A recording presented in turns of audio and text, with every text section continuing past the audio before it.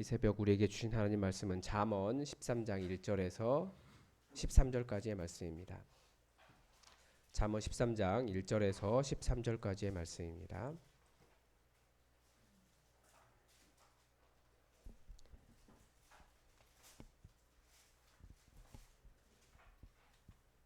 네, 하나님의 말씀을 다 함께 읽겠습니다.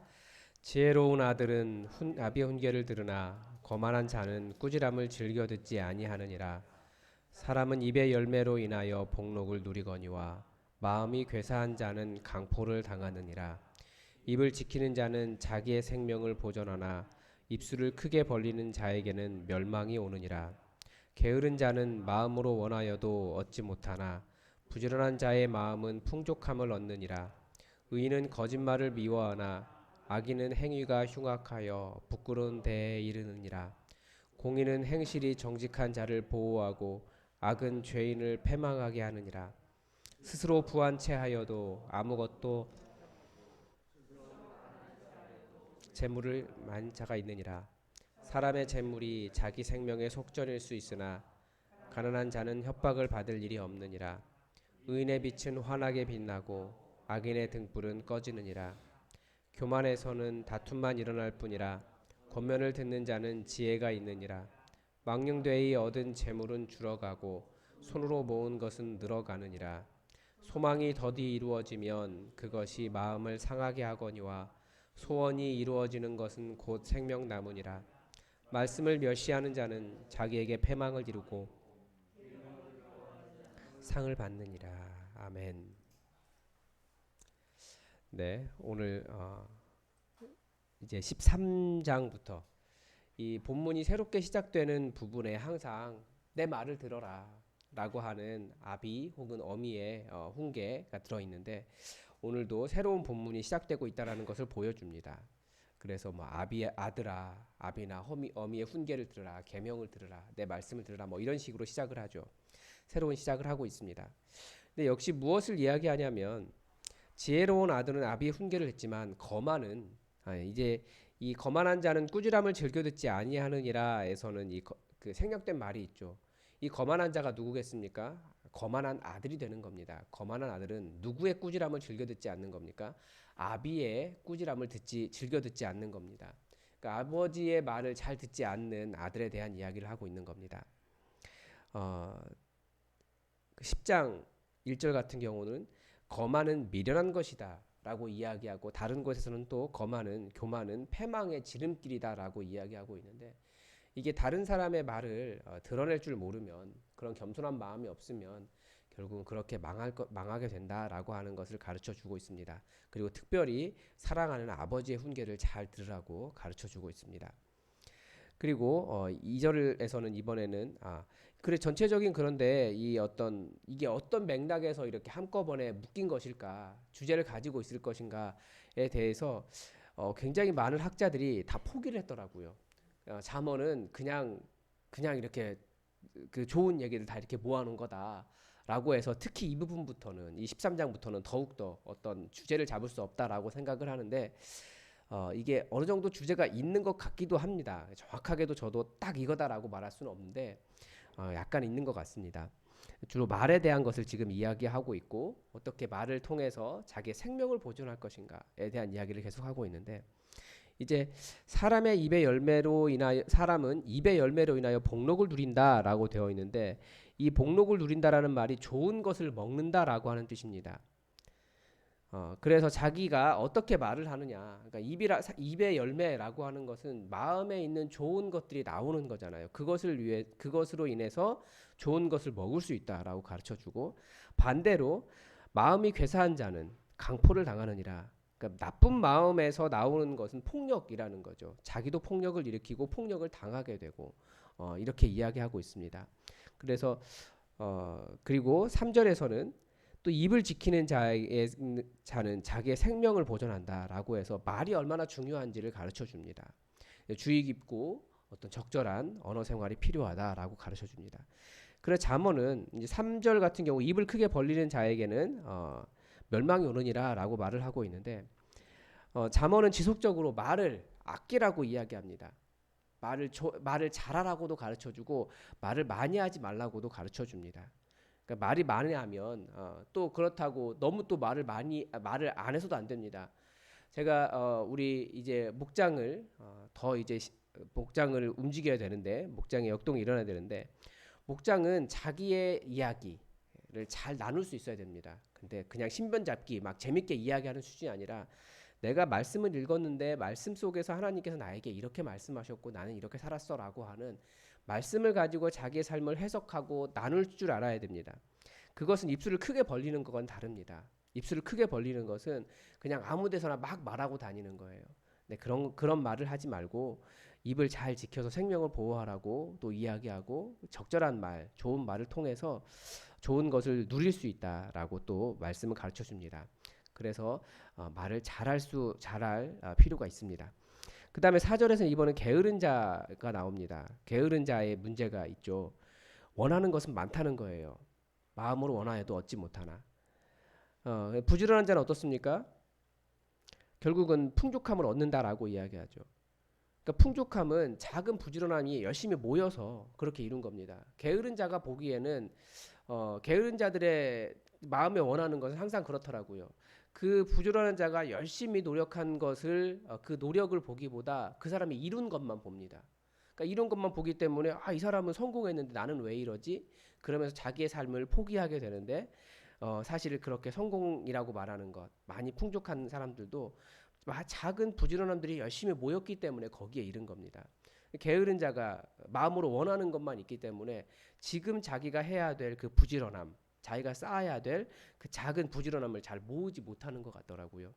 게으른 것은 자기를 포기하는 건데 사실은 그런 작은 부지런함들이 모여서 어떤 것을 이룬다라고 하는 것을 깨달을 필요가 있습니다. 그리고 5절에서는 이제 의인을 이야기하죠. 그래서 앞에 부분을 전부 다 정리를 하면 의인은 어떤 사람입니까? 부모의 가르침을 잘 받는 사람이고 바른 언어 생활을 하는 사람이고 그리고 부지런한 사람을 이야기하고 있습니다. 그러면 악인은 어떤 사람이겠습니까? 앞에서 말하는 이제 지난주와는 좀 다른 이야기를 하는 거죠. 이번에 악인은 뭐냐면 거만한 자입니다. 그리고 말을 함부로 하고 다니는 사기꾼이고 말을 함부로 하는 사람이죠. 그리고 이제 6절에서는 공의를 이야기합니다. 공의는 공의는 행실이 정직한 자를 보호하고 악은 죄인을 패망하게 하느니라. 의로움과 악함에 대한 의인화를 이루고 있습니다. 그래서 의와 악은 거기에 맞는 적절한 보상을 한다라는 겁니다. 그래서 우리가 사람들이 의가 어떤 힘이 없다라고 생각하고 악이 강하다라고 생각해요. 근데 그것보다 하나님은 분명하게 거기에 맞는 적절한 보상이 있다라고 성경은 가르쳐 줍니다. 아마 우리 그리스도인들이 말씀을 붙잡는다라고 하는 것이 이런 것들인 것 같습니다. 세상은 의는 별로 필요가 없고 악이 훨씬 더 힘이 강하다라고 이야기해요. 근데 우리는 말씀에 기록된 이 말씀이 정말 진짜다, 진실이다라고 하는 것을 우리 삶으로, 신앙의 삶으로 증명할 필요가 있습니다. 그래서 우리가 끝까지 의로움을, 공의를 지켰을 때 하나님께서 우리에게 어떤 일을 행하셨는가? 말씀에 이렇게 말하고 있기 때문에 정말 그 말씀이 그대로 이루어지는 것을 우리가 좀 삶으로 이루어갈 필요가 있는 것 같습니다. 낙심하지 않고 끝까지 선을 행하면 분명히 하나님께서 이루실 줄 믿습니다. 7절에서는 이번에는 약간 주제가 좀 바뀌어서 좀 일시적인 영원한 이런 이야기를 좀 하고 있습니다. 자기를 지킬 수 있는 것이 무엇인가를 이야기하는 거죠. 7절에 재밌는 말이 나와요. 스스로 부한 차여도 아무것도 없는 자가 있고 스스로 가난한 차여도 재물이 많은 자가 있느니라. 그냥 얼핏 읽으면 부한 것 자랑하지 말아라 라고 하는 것처럼 보입니다. 그런데 어떤 분이 그런 해석을 해놨더라고요. 이게 약간 뒤집어 보면 자신의 실력과 가치를 모르는 사람이 있다라는 거예요. 반면에 자신의 실력과 가치를 굉장히 과신하는 사람이 있다라는 거죠. 그러니까 자기가 굉장히 뛰어난 사람인데 자기 자신에 대한 인식을 잘 못하는 그런 사람이 있다. 아니면 반대로 인식하는 사람이 있다. 그런 이야기를 합니다. 뭐 보니까 그런 것도 가능한 것 같습니다. 여러분도 한번 생각해 보십시오. 스스로 부한 차에도 아무것도 없는 자가 있고 과연 이것이 좋은 말인가 아니면 다른 의미로도 해석할 수 있는가 한번 생각해 보시면 좋을 것 같습니다. 그리고 8절에서는 이번에는 재물의 상대적인 가치를 보여줍니다. 사람의 재물이 자기 생명의 속전일 수 있다. 자기가 누군가에게 잡혀가면 돈을 지불하고 살아날 수 있다라는 거죠. 혹은 돈을 가지고 여러 가지 살아갈 수 있는데, 그런데 가난한 자는 협박을 받지 않는다라고 또 가르쳐 줍니다. 그러니까 돈이 있어서 좋다는 겁니까? 없어서 뭐 괜찮다는 겁니까? 그래서 하고 싶은 말은 사는 것이 절대적으로 재물에 달려 있지 않다라고 말합니다. 우리 시대는 사는 것이 절대적으로 재물에 달려 있다라고 이야기합니다. 그런데 하나님의 은혜를 따라 사는 사람들은 사는 것이 절대적으로 재물에 있지 않다. 어려울 수는 있지만 광야를 살아가는 괴로움이 좀 목마름이나 좀 메마름이 있을 수는 있지만 사람이 사는 것이 절대적으로 재물에 있지 않다라고 하는 것을 깨닫습니다. 그러나 또 성경이 다른 곳에 이야기하는 것은 가난한 것은 분명히 없어야 된다라고 가르쳐 줍니다. 가난은 성경이 굉장히 싫어하는 거예요. 그래서 그 가난한 자를 뭐 칭찬하는 그런 말은 아닙니다. 근데 이런 어떤 재물에 상대적인 가치가 있다라고 하는 것을 다시 본문에서 볼 수 있습니다. 9절에서 의인의 빛은 환하게 빛나고 악인의 빛은 등불은 꺼지느니라 라고 말을 하고 있습니다. 그래서 의인은 지속적으로 번성하고 악인은 결국 몰락해 간다라고 하는 것을 대조하면서 의인이 될 것을 이야기합니다. 다시 지금 오늘 본문에서 가르쳐주는 의인이 무엇인지 다시 생각해 보면 부모의 가르침을 잘 받는 사람입니다. 부모의 꾸지람을 그것도 그냥 가르침이 아니고 꾸지람을 약간 혼나는 것을 잘 듣는 사람이에요. 그래서 우리에게 아버지 되시는 하나님 아버지의 말씀을 우리가 사실은 굉장히 가슴 아프게 들어야 됩니다. 성경은 1차적으로는 이미 믿는다고 하는 사람들에게 주어진 말씀입니다. 이 성경에 나와 있는 많은 책망의 말씀들을 들을 때마다 사실은 마음 아파하면서 내가 온전히 하나님을 주인 삼지 않고 내가 나의 주인 되어 살아가는 악함이 있구나를 깨닫는 그런 꾸지람을 들을 필요가 있습니다.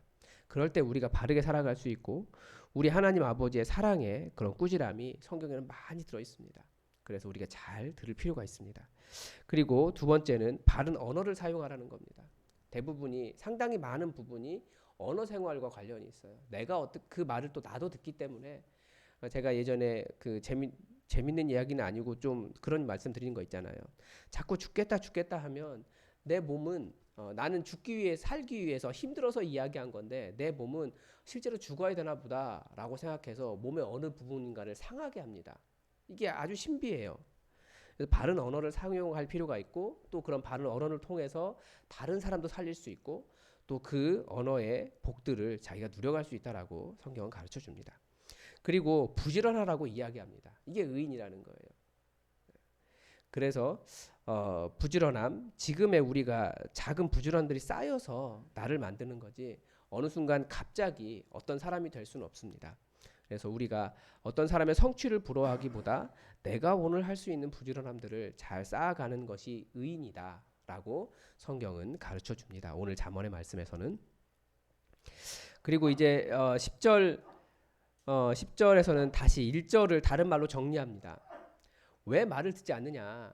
그리고 왜 어려움이 있느냐? 교만하기 때문이다라는 거예요. 교만이 무엇입니까? 다툼의 이유를 교만이라고 이야기하는데 교만은 들을 게 없는 높은 마음입니다. 다른 사람의 말을 듣지 못하는 높은 마음이 교만이다라고 이야기하고 그 잠언 전체에서는 계속해서 지혜자의 말을 듣고 또 아버지의 말을 듣고 어머니의 말을 듣고 경책을 듣고 다른 사람의 말을 들으라는 거예요.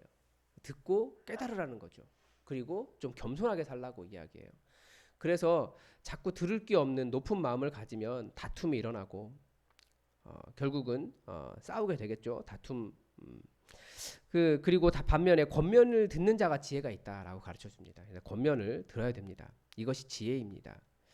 그리고 이제 11절에서는 망령되이 얻은 재물은 줄어가고 망령되이 얻은 재물이 무엇이겠습니까? 부정부패나 폭력이나 뭐 횡재 등으로 얻은 재물을 이야기합니다. 그러니까 부지런하게 쌓아간 의인들의 재물이 아니라 한순간에 얻은 악인들의 재물을 이야기하고 있습니다. 그런 것들은 줄어갈 것이다라고 이야기하고 손으로 모은 것은 늘어나느니라. 그러니까 조금씩 어렵게 부지런하게 지속적으로 모은 것들은 지켜갈 수 있다라는 거죠. 그래서 이게 약간 어떻게 보면 인격과 어떤 윤리의 문제도 다루고 있습니다. 요즘 시대가 횡재를 부추기고 있잖아요. 그래서 아예 오늘 새벽에 잠깐 이렇게 핸드폰을 열었는데 딱 처음 뜬 기사가 뭐냐면 아직도 비트코인 하지 않고 있냐고 그런 식의 기사가 나왔더라고요. 비트코인 다 망하고 있는데 자꾸 이렇게 사람들을 부추기는 거예요. 어, 일하지 않아도 한순간에 근데 그런 것은 성경이 원하는 삶이 아닙니다. 성경은 부지런하게 자기의 노력을 통해서 그렇게 지속적으로 모아갈 것을 가르쳐 주고 있습니다. 이제 12절부터 19절까지는 사실은 좀 다른 주제로 묶이는 것이 맞는데 여기서 이제 소망이라고 하는 것 때문에 이렇게 따로 놔둔 것 같습니다. 그 여기에 붙여놓은 것 같습니다. 12절에 19절까지는 소원 성취를 하는 어떤 비결 이것을 가르쳐 주고 있습니다. 그래 12절에서 소망이 더디 이루어지면 마음이 상한다. 소망이 이루어지는 것이 생명나무다. 자기 마음에 원하는 것이 이루어지지 않으면 사실 굉장히 괴로운 것이 맞죠. 그런데 그것이 어디에 있느냐? 첫 번째 이야기하는 것이 말씀, 하나님의 말씀을 지키는 겁니다. 여기 똑같은 거죠. 이제 앞부분에 있었던 아비의 꾸지람을 듣지 않는 사람이 그 아들이 누구냐? 하나님의 말씀을 들을 귀가 없는 사람이다라고 가르쳐 주는 겁니다. 결국은 의인은 누가 되겠습니까? 하나님의 말씀을 들을 줄 아는 귀를 가진 사람입니다. 네. 그래서 우리가 그 하나님의 말씀을 듣는 귀를 가질 그 말씀을 듣는 귀를 갖는 겸손한 사람이 되라라고 가르쳐 줍니다. 그것이 우리를 살려준다라고 이야기해요. 그래서 우리가 어떤 아들인가 우리 자신을 좀 돌아보고 하나님의 말씀을 지켜서 하나님의 말씀을 듣는 귀를 가져서 어제 말씀드렸지만 말씀을 듣는 귀는 성령님께서 주시는 겁니다. 그래서 우리가 성령님 겸손하게 성령님께서 하시는 말씀을 들을 줄 아는 겸손한 마음을 배워갈 필요가 있겠습니다. 네.